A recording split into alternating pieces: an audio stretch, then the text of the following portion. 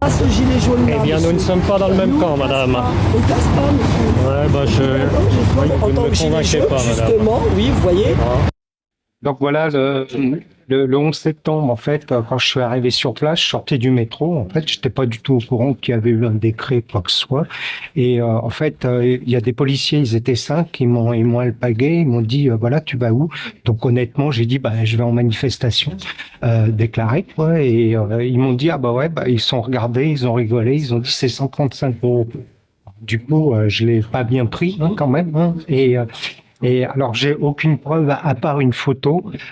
J'ai pris quand même la photo du Rio du policier ce jour-là, mais qu'il a mis le doigt sur les deux derniers chiffres en fait.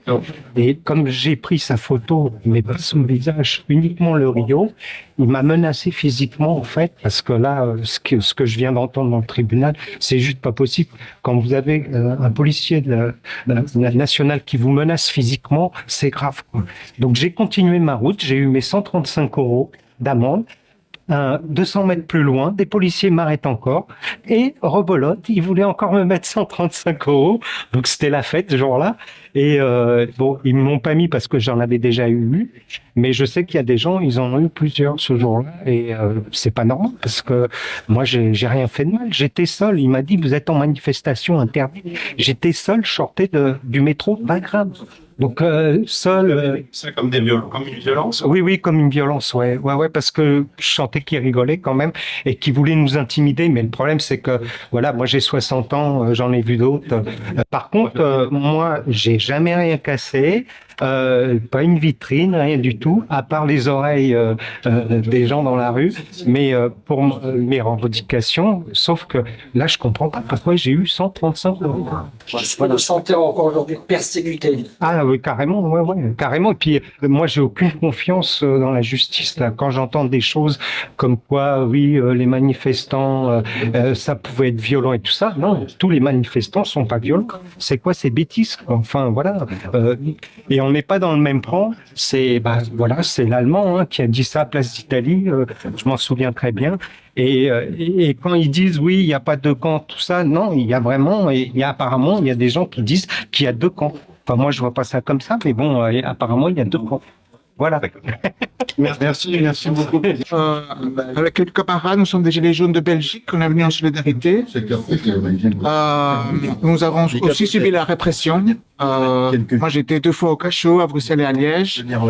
Il n'y a pas eu de blessures systématiques comme en France. Mais par exemple, on a eu un mort, un camarade qui a été fauché par un camion dans un blocage. Oui, parce qu'en Belgique, vous n'avez pas les LBD. Ils n'utilisent pas les LBD. Voilà, on n'a pas de LBD. Donc, ce qu'ils font, en fait, c'est qu'ils nassent avant. Ils empêchent les gens d'aller sur place. Donc, oui, c'est moins violent, mais enfin, au niveau physique, mais au niveau moral, évidemment, on empêche les gens de manifester. Et il y a aussi beaucoup de violence aussi, hein, comme justement ce monsieur qui est en procès. Très rapidement, je suis Christophe Morel et je suis en compagnie d'Isabelle Reglioni et nous sommes le porte-parole du mouvement de coalition populaire Le Dernier Rempart. Et aujourd'hui, nous avons assigné en justice l'ex-préfet de police, Didier Lallemand, pour atteinte à la liberté individuelle et discrimination opérée envers les manifestants. Vous pouvez me rappeler les faits? Ça s'est passé. Alors, on avait organisé une grosse manifestation, un gros rassemblement le 11 septembre 2021 à Paris, qui avait réuni des dizaines de milliers de personnes. Et ce jour, c'était à l'époque du pass sanitaire, donc en 2021, pour demander donc l'abolition des mesures liberticides et l'égalité et la dignité en droit entre tous. Et ce jour-là, des manifestants se sont vus prendre des amendes dans toute la capitale de 135 euros et les organisateurs de la manifestation, pour la plupart, pas tous, ont été placés en garde à vue avant même le début de l'événement. Suite à ça, on a fait sauter 7000 euros d'amende et on est aujourd'hui en plaidoirie donc face à Didier Lallemand pour cette entrave à la liberté de manifester. Qu'est-ce que vous reprochez à M. Lallemand? D'avoir diligenté une action et d'avoir donné des ordres aux forces de police de mettre des amendes de 135 euros aux manifestants ou ceux qui étaient identifiés comme manifestants juste à travers leur tenue vestimentaire ou parce qu'ils étaient identifiés comme potentiels manifestants, d'avoir diligenté une action pour mettre ces 135 € et d'avoir placé de manière arbitraire, sans délit constaté par les forces de l'ordre, les organisateurs de la manifestation en garde à vue. Il y a eu un bras de fer quand même assez costaud entre la défense et nous. Je pense qu'on a plutôt bien plaidé de notre côté. Je pense qu'on a été assez précis avec des éléments de matériel, contrairement à ce que la partie adverse nous reproche. Et le délibéré, donc définitif, sera le 20 mars 2024. Donc c'est plutôt bientôt quand même. Et puis peut-être pour finir, un petit dernier mot, c'est que peu importe le délibéré, cette action ira beaucoup plus loin. On attend ce délibéré en question, mais quoi qu'il en coûte, ce ne sera pas la fin du dernier rempart, ni des actions qu'on mène au quotidien toute l'année, pas que face à Didier Lallemand d'ailleurs. Ça sera plutôt un propulseur pour nous relancer et faire plus d'actions juridiques et plus de rassemblements encore sur la capitale et en province. Nous, de notre côté, en tant que porte-parole, je pense que là, on vous a donné tous les éléments en notre possession. Mais si vous voulez les faits les plus précis qui soient, je pense que c'est mieux, effectivement, de donner la parole à notre avocat qui a fait une très belle plaidoirie, d'ailleurs, et je le remercie vivement. Alors, ce que j'ai simplement demandé au tribunal ce jour, c'était déjà que la voix des parties civiles que je représentais soit entendue. Et deuxièmement aussi, il fallait reconnaître qu'un certain nombre de choses n'a pas été correctement fait par la préfecture de police dans le cadre de cette manifestation. On a eu plusieurs personnes qui ont été placées à tort, voire illégalement en garde à vue. Et la manifestation n'a pas pu se dérouler dans les conditions qui étaient déterminées dès le départ. Et donc nous étions là aujourd'hui d'abord pour faire entendre notre voix et aussi obtenir la condamnation de la préfecture de police, notamment monsieur le préfet Didier Lallemand, qui était préfet à l'époque des faits. Quels sont les préjudices de la partie civile? Alors, nous avons chiffré les préjudices des parties civiles à 35 000 € au total et demandé aussi à ce que les frais de procédure soient pris en charge par la préfecture de police de Paris. Et les préjudices que pourra encourir M. Lallemand comme condamnation? Alors, c'est ce que je viens d'évoquer précédemment, déjà payer les frais de procédure qui ont été exposés par les différentes parties civiles. Et deuxièmement, à ce que le préjudice moral et surtout le préjudice de souffrance qui a été celui des différentes parties civiles que je représentais soit reconnu et soit réparé intégralement. Est-ce que ce serait la première fois qu'un préfet ou une préfecture de police est condamné, ou est-ce que vous avez des cas historiquement qui ont... Alors, je ne peux pas vous dire si c'est la première fois ou la seconde fois. C'est la première fois que j'ai un dossier de cette nature-là. Mais il n'est pas exclu qu'il y ait eu d'autres autorités, que ce soit des préfets ou en tout cas des détenteurs de la prérogative de puissance publique, aient fait l'objet de condamnation dans d'autres affaires. Donc oui, en France, on a un état de droit lorsque l'infraction est suffisamment caractérisée. Que l'on soit le président de la République, que l'on soit un préfet, lorsqu'on commet une infraction dans le cadre de ses fonctions, on peut effectivement être renvoyé devant un tribunal correctionnel ou une cour d'assises et être jugé et condamné. D'accord. Il y a d'autres juridictions qui peuvent intervenir sur ce fait-là, ou on est dans la seule juridiction possible? Non. Alors, il faut savoir qu'il y a une répartition, en tout cas une organisation interne du tribunal où on a plusieurs chambres et qu'en fonction de la nature de l'infraction, certaines chambres sont compétentes, mais globalement, on a un tribunal correctionnel ou une cour d'assises qui est compétente pour trancher les litiges concernant les violations du droit pénal. Oui. D'accord. Est-ce qu'il peut y avoir un appel en cas de... Oui, bien sûr. Ça, c'est une possibilité qui est offerte par le Code de procédure pénale. C'est-à-dire que si les parties ne sont pas satisfaites de la décision qui est rendue, elles ont tout à fait le droit d'interjeter appel. D'accord. Et vous, par rapport à votre sensibilité, est-ce que vous avez quand même l'impression d'avoir pu convaincre avec votre plaidoirie, ou est-ce que c'est difficile? Alors, avoir le sentiment d'avoir convaincu le tribunal, oui, j'ai ce sentiment-là, mais maintenant, il existe ce qu'on appelle l'aléa judiciaire. Puisque nous ne sommes pas dans le cadre du délibéré, les juges vont se retirer et regarder tout ce qui a pu être développé dans le cadre de cette audience, examiner les pièces que nous leur avons communiquées et pourront prendre une décision en leur âme et conscience.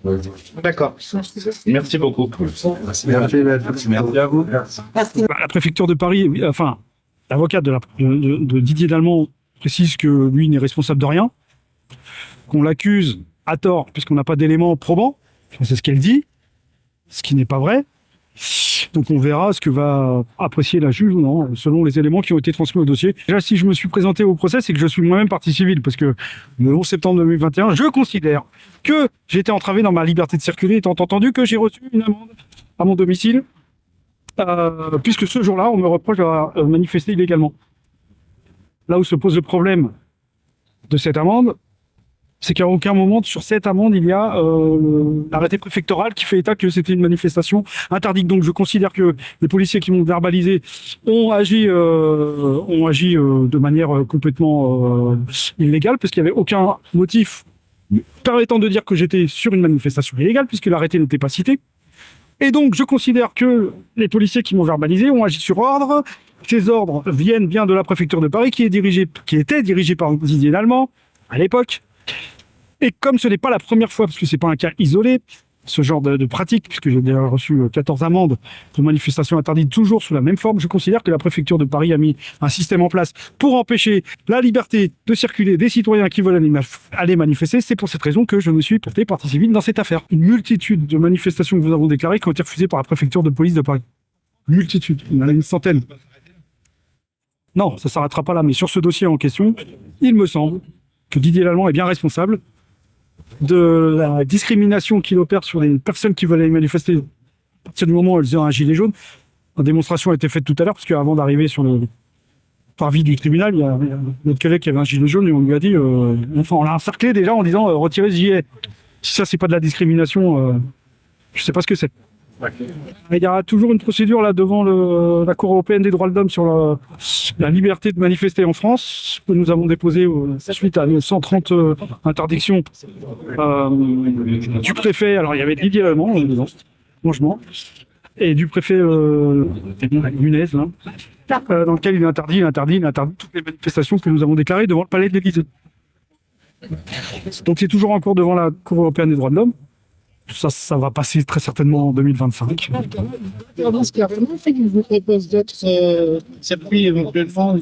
Mais ils n'ont pas à proposer. Pour vous, c'est une atteinte contre le manifester. Oui. Répétition. Il faut pas demander c'est pas une autorisation. C'est une déclaration de manifestation. Donc soit ils l'interdisent, soit ils l'acceptent. Mais ils ne peuvent pas nous demander de la changer. Moi, quand je suis devant un officier police judiciaire, je ne vais pas changer ma déclaration. Ouais.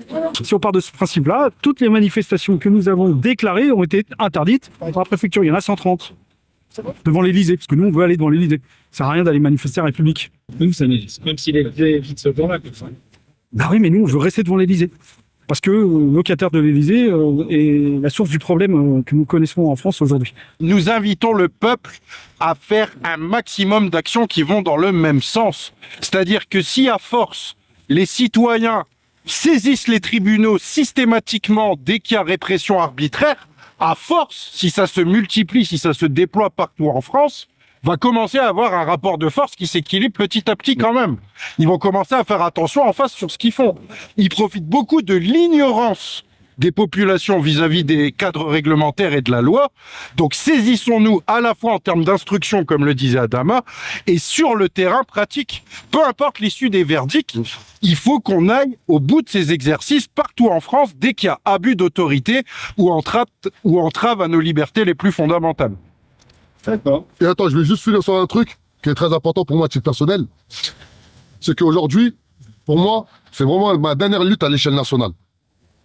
Car pendant 6 ans, par rapport à toutes les luttes que nous avons menées et tous les combats que nous avons gagnés, j'ai bien compris que ce qui nous manque, c'est nos terroirs, c'est nos territoires. Tant qu'on n'arrive pas à construire déjà une force populaire dans nos quartiers, dans nos cités et dans nos villages, ça va nous être difficile de pouvoir faire bouger les lignes à l'échelle nationale.